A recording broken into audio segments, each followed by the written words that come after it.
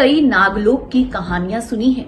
हमारे दादा दादी, नाना नानी ने हमें कई किस्से, कई कहानियां सुनाई हैं। लेकिन क्या आप जानते हैं कि नागलोक आज भी है, नागलोक के वंशज आज भी है। आज इस खास रिपोर्ट में हम आपको बताने वाले हैं नागलोक से जुड़ी कहानी। और आखिर लोग दूर दूर से नागलोक के दर्शन करने कहाँ जाते हैं। कहा जाता है अगर यहाँ पर दर्शन भी कर लिए तो भी आपकी मनोकामना पूरी हो जाएगी। वहीं आज इस वीडियो में हम आपको बताने वाले हैं कि आखिर नागलोक के वंशज का गांव कहाँ है। स्वागत है आपका हमारे चैनल नेक्स्ट नई न्यूज में। एक बार फिर से मैं आपके साथ सादिका कौर। तो देखिए हमारी खास रिपोर्ट। हमारे देश में तमाम ऐसी किस्से कहानियां हैं जिनका संबंध हकीकत से भी जान पड़ता है।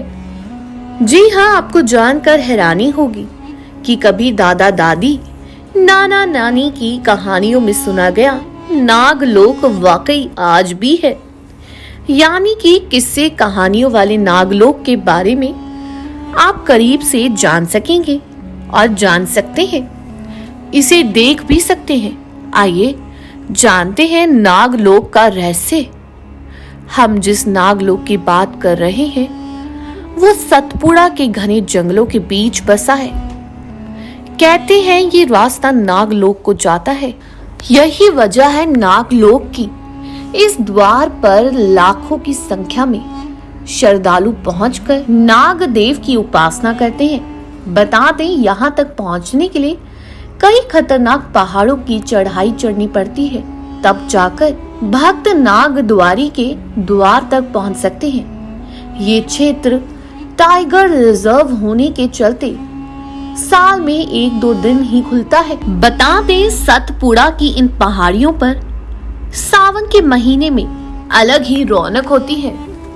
नाग पंचमी के दिन यहाँ विशाल मेला होता है। इस मौके पर देश के कोने कोने से श्रद्धालु नागलोक के दर्शन करने आते हैं। मान्यता है कि यहाँ दर्शन के मात्र से ही हर मनोकामना पूरी होती है। कहा जाता है कि अगर एक बार नागद्वारी के यात्रा पूरी कर ले तो इससे काल सप्र दोष दूर हो जाता है। यहाँ अधिकतर यात्राएं जुलाई महीने में होती है। नागद्वारी के इस रास्ते में नागमणि मंदिर है। इसके अंदर करीब 100 फीट की चिंतामणि गुफा है। यहाँ नागदेव की कई मूर्तियां हैं। नागदेव की ये मूर्तियां जीवंत सी प्रतीत होती हैं। भक्त जब यहाँ दर्शन करने आते हैं तो उन्हें कई सारे सांपों का सामना करना पड़ता है। लेकिन आपको जानकर हैरानी होगी कि ये सांप भक्तों को कभी नुकसान नहीं पहुंचाते हैं। मान्यता ये है कि नागदेव यहाँ खुद अपने भक्तों की रक्षा करते हैं। चलिए अब बात करते हैं नाग जाति की उत्पत्ति और उनकी कन्याओं के बारे में रोचक जानकारी। बता दें भारत में पाई जाने वाली नाग जातियां और नाग के बारे में बहुत ज्यादा विरोध अभ्सा नहीं है। भारत में आज नाग, सपेरा या काल बेलियों की जाति निवास करती है। ये भी सभी कश्यप ऋषि की संतानें हैं। नाग और सप्र में भेद है। पुराणों के अनुसार प्राचीन काल में नाग, इस पर आधारित नाग प्रजाति के मानव कश्मीर में निवास करते थे। बाद में ये सभी नागकुल के लोग झारखंड और छत्तीसगढ़ में आकर बस गए, जो उस काल में दंडकारण्य कहलाता था। सपेरा जाति का कालबेलिया नृत्य आज भी लोकप्रिय है। बता दें कश्यप ऋषि की पत्नी कद्रू से उन्हें 8 पुत्र मिले, जिनके नाम थे अनंत यानी शेष, वासुकी, तक्षक, करकोटक, पद्म, महापद, शंख और कुली। इन्हें ही नागों का प्रमुख अष्टकुल कहा गया है। इस पुराणों के अनुसार नागों के अष्टकुल इस प्रकार है: वासुकी, तक्षक, कुलक, कारकोटक, पद, शंख, चूड़, महापद और धनंजय। कुछ पुराणों अनुसार नागों के प्रमुख 5 कुल थे, जो थे अनंत, वासुकी, तक्षक, करकोटक और पिंगला। शेषनाग ने भगवान विष्णु को उनके छोटे भाई वासुकी ने शिवजी का सेवन बनना स्वीकार किया था। वहीं उल्लेखनीय है कि नाग और सांप में फर्क है। सभी नाग कद्रू के पुत्र थे, जबकि सांप क्रोधवशा के कश्यप की क्रोधवशा नामक रानी ने सांप या सप्र, बिच्छू आदि विषैले जंतु पैदा किए। चलिए बताते हैं नाग कन्या के बारे में। कुंती पुत्र अर्जुन ने पाताल लोक की एक नाग कन्या से विवाह किया जिसका नाम अलूपी था। वो विधवा थी। अर्जुन ने विवाह करने के पहले अलूपी का विवाह एक बाघ से हुआ था जिसको गुरुड़ ने खा लिया था।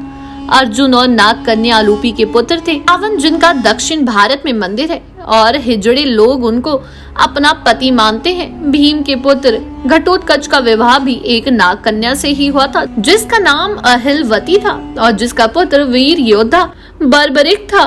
चलिए बताते हैं आपको नाग लोक के बारे में। 7 पाताल है, अतल, वितल, सुतल, रसातल, तलातल, महातल और पाताल।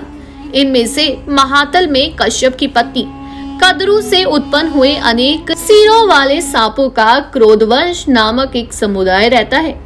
उनमें कहूक, तक्षक, कालिया और सुषेण ये सभी प्रधान नाग रहते हैं। उनके बड़े बड़े फन है। वासुकी नाग भी पाताल लोक के नागलोक में रहते हैं। बताते पौराणिक कथाओं के अनुसार पाताल लोक में कहीं एक जगह नागलोक था जहां मानव आकृति में नाग रहते थे। कहते हैं कि 7 तरह के पाताल में से एक महातल में ही नागलोक बसा था जहां कश्यप की पत्नी कद्रू और क्रोधवशा की उत्पन्न हुए थे। अनेक सिरों वाले नाग और सर्पों का एक समुदाय रहता था। इसमें कहूक, तक्षक, कालिया और सुषेण आदि प्रधान नाग थे। चलिए आपको बताते हैं कि नाग वंशियों ने भारत में कई हिस्सों पर राज किया था। इसी कारण भारत के कई शहर और गांव नाग शब्द पर आधारित है। मान्यता है कि महाराष्ट्र का नागपुर सर्वप्रथम नाग वंशियों ने ही बसाया था।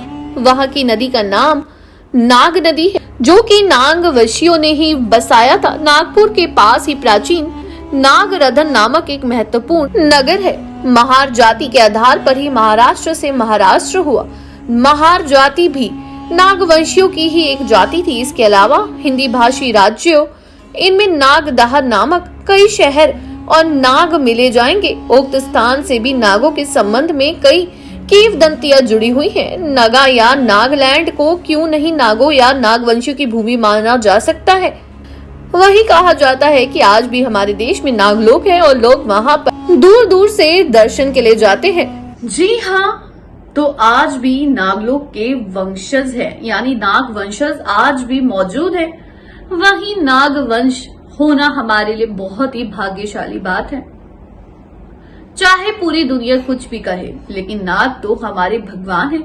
ये सिर्फ हिंदू ही समझ सकते हैं। इसकी इम्पोर्टेंस सिर्फ हिंदू लोग ही समझ सकते हैं। वहीं आपको बता दें, नागलोक में अगर आपको दर्शन के लिए जाना है तो आपको बहुत ही कठिनाइयों से वहां जाना पड़ेगा, लेकिन अगर एक बार आपने वहां के दर्शन कर लिए तो आपकी सारी मनोकामनाएं खुद नाग देवता पूरी करेंगे। इसलिए कहा जाता है कि महादेव की कंठ में नाग देवता समाते हैं। जानकारी अच्छी लगी हो तो चैनल को सब्सक्राइब करें, बेल आइकन दबाना ना भूलें। धन्यवाद।